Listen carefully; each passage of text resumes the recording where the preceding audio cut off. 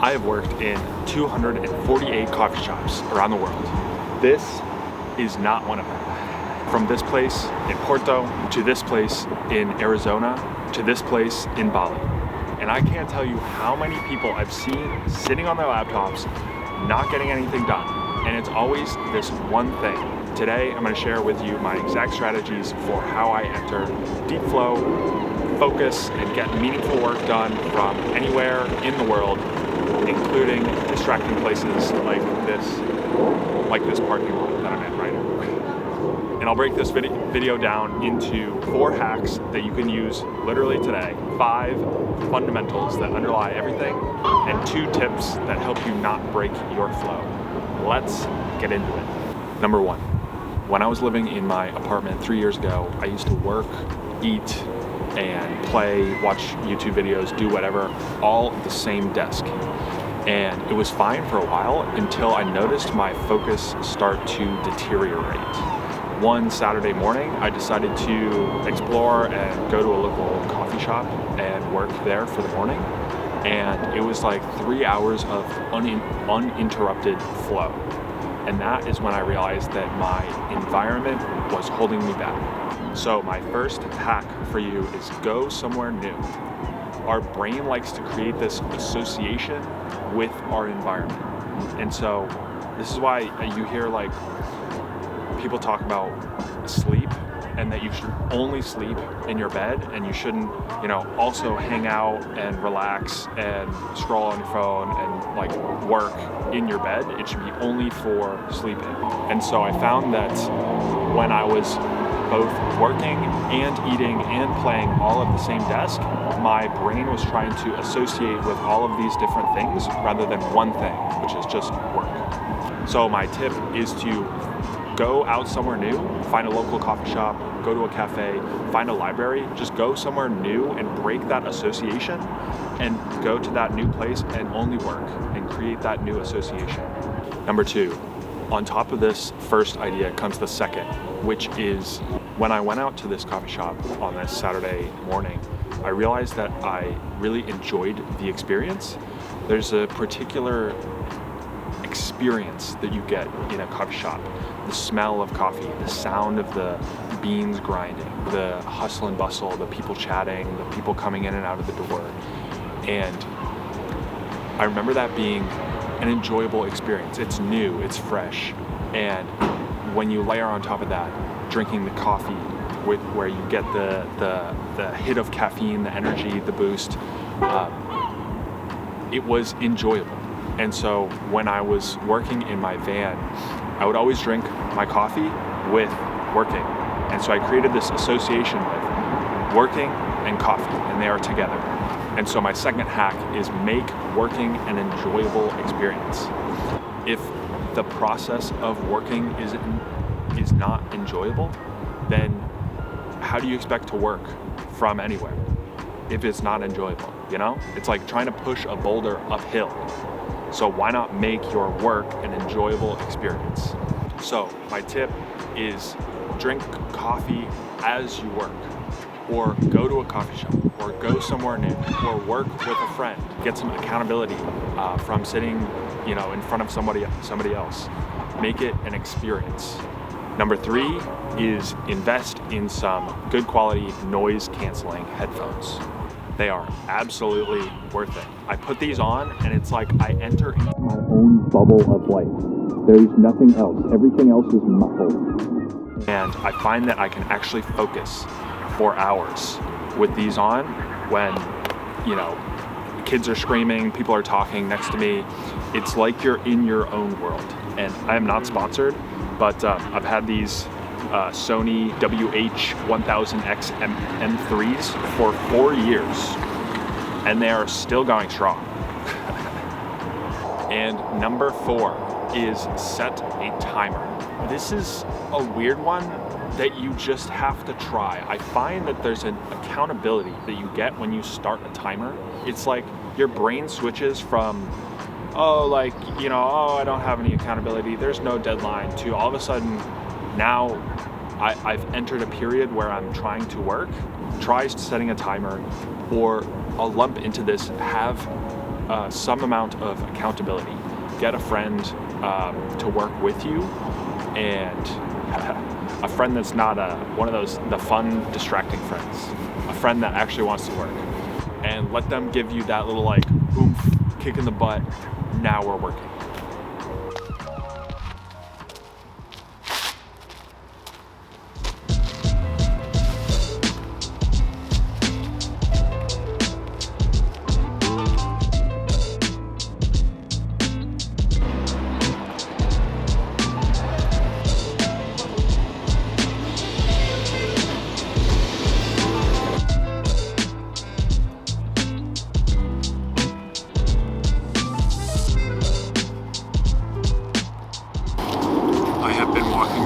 Porto for hours looking for a place I can finish this video.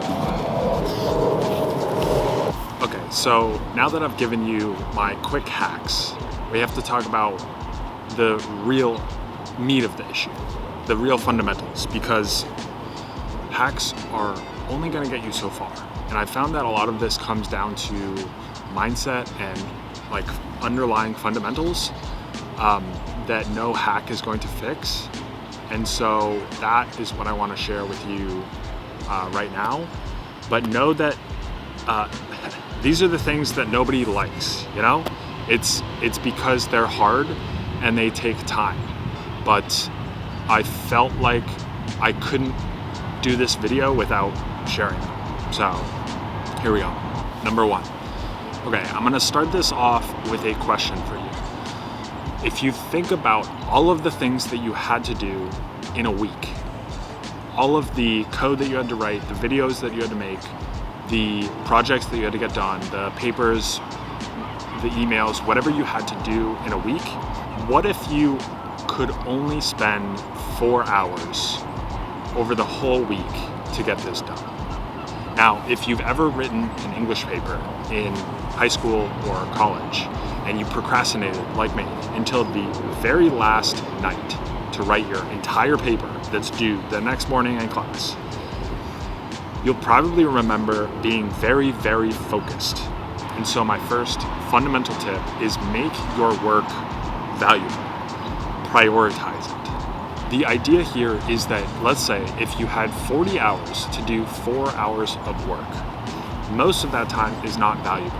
You won't value your time and prioritize the work. And so what I noticed from my experience when I started to go to coffee shops and work from coffee shops and work from libraries and start to work from other places that were not my home, I only had those 2, 3, 4, 5 hours in that like morning block. I would go home and work my job the rest of the day at home. But I realized that there was a finite amount of time that I had to do work, and that made it valuable.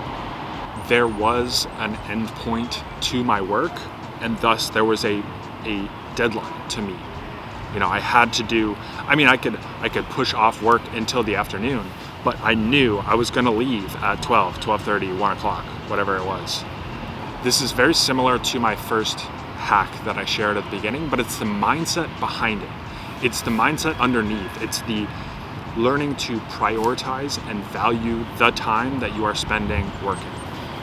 And so my tip or actionable tip for you in terms of implementing this is go somewhere new and only spend 3 or 4 hours working there. Or set a meeting, schedule a meeting at the end of, you know, a block of work, or schedule lunch or a coffee or a meeting with somebody else.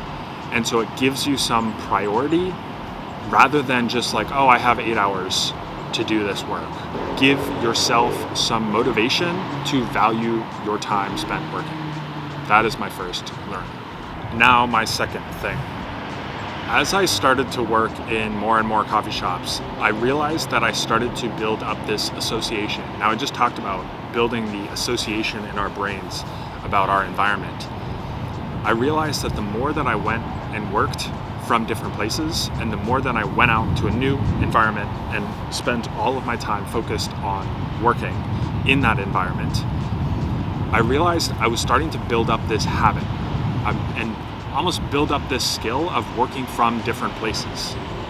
And this was unlike in my apartment, where when I was sitting at my desk, sometimes I was trying to be very focused, other times I was just watching YouTube videos. And then I started to realize that I was more motivated to work outside of my apartment than I was to work inside of my apartment.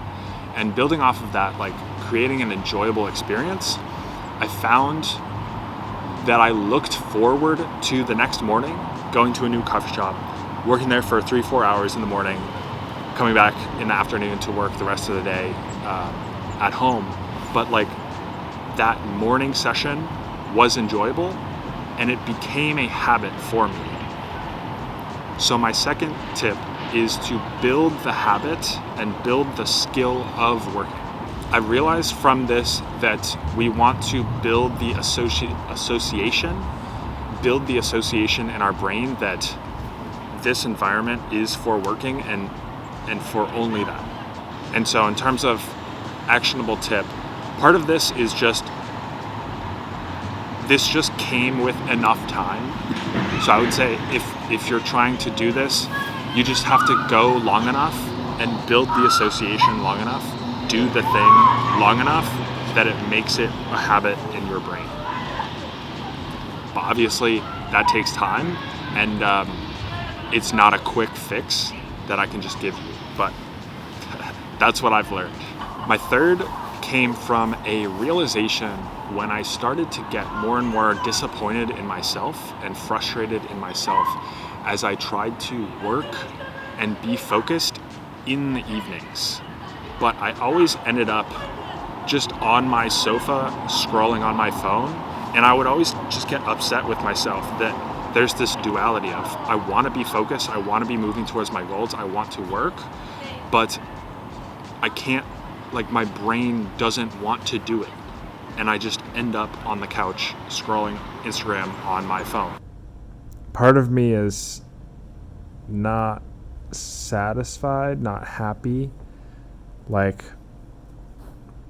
this idea of like waiting for something. Like I feel like I should be working on something or something like that, you know?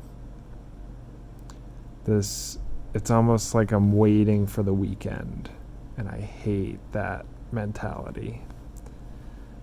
But I think I'm looking forward to tomorrow. I think I'm gonna go to a coffee shop and get some focused time in. So that's kind of what I'm looking forward to. It was like this uphill battle that I could never win. But the thing was, I noticed that I always focused well in the mornings. I always focused well when I was, working at my job in the mornings. But whenever I tried to focus in the evenings, I just couldn't do it.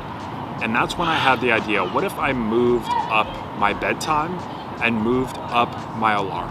And so basically I just took time from the end of my day and shifted it into the morning. I would start to work for 1 to 2 hours on my own goals, journaling, budgeting, whatever it was, before I even started any work for the job that I was working. And so my third learning and fundamental tip that I have for you is to work when you're fresh. If you've ever watched any of Brian Johnson's videos, he talks about this evening Brian that he had, that always evening Brian gave into temptation that morning Brian didn't want to give into. And I was starting to realize that it was the same thing for me. It was the fact that evening Peter wanted to give into the temptation and not do the work, but morning Peter did. And so I just took time from evening Peter, which was not serving my goals, and moved it towards morning Peter. And I started to prioritize my sleep more and get more sleep and actually feel well rested in the morning so that I could focus clearly in the mornings. And I think the biggest realization here that I had was I realized that I was never actually doing anything productive when I was working in the evening. mornings when it was successful, I realized I never actually did anything productive anyway. I never actually did any good work in the evening anyway. So my actionable tip for this learning, I would say get enough sleep that you feel actually fresh in the mornings to focus.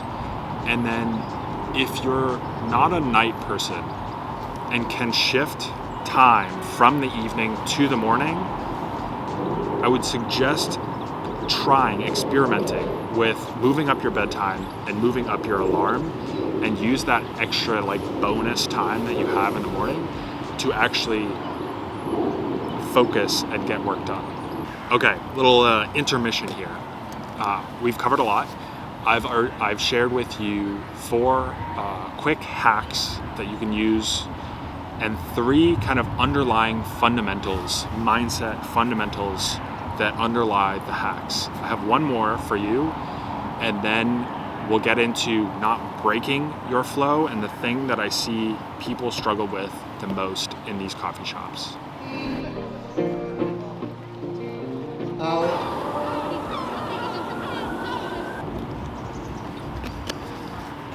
Number 4. Okay, so at this point in my journey, I had built up this habit of going to coffee shops and working for 3-4 hours in the morning, and it was an enjoyable experience. I was looking forward to it the next morning. I would plan out, which coffee shop do I want to go to tomorrow morning? But when I got there, I started to realize that I was doing a lot of shallow work. I was doing a lot of putzing around and just, I'll do this and this and this and this, until I made a very small, very simple tweak that honestly changed the course of everything. And that was to spend the first 5 minutes planning out the 3 things, 4 things, whatever, that I wanted to accomplish during that work session. And from then on, I felt like I always had a more clear direction, because there was a line drawn in the sand of what is meaningful work that is moving me towards these tasks, and what is not meaningful work that's moving me towards these tasks. And so my number 4 fundamental tip is to know what you're going to do when you're working, and have a meaningful goal that you're working towards, something that actually means something to you. There's that quote that goes something like, when a man doesn't know what harbor that he's sailing towards, then no wind is the right wind. The idea here is to give ourselves a kind of backstop. This is work versus this is distraction. And then I found that being actually excited to get to work and to work towards something meaningful gives you that underlying motivation, that underlying foundation to push towards those tasks that you're working towards. So, very plain and simple, the learning tip for implementing this I found was list out exactly what you want to accomplish during your work session, reduce the temptations for distractions, and then pick something and work towards something that you're actually excited by, that actually means something to you. Okay, I lied a minute ago. I'll make it 5. The last one, I'll just make it quick, is there was a study done about flow, and they found that the tasks optimal for flow have to be about 4% higher, more challenging than your current skill set. And so I would say my 5th fundamental learning tip is to make sure that the actual tasks that you're working on are not too easy that they become boring, but also not too challenging that you get into that analysis paralysis or paralysis state of trying to work something out. So either make your tasks harder, challenge yourself more, or on the other side, break the tasks down into more smaller, manageable steps.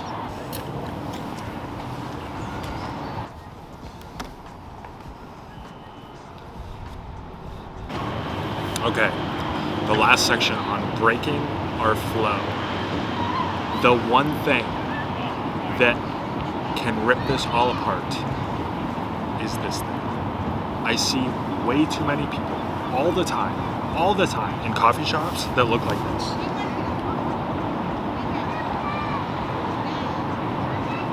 It's like, are you there to work or are you there to be on your phone? So my first tip in learning is, and this is kind of between a hack and a fundamental tip, is to put your phone on Do Not Disturb and don't check it the entire time that you're working. Let me explain.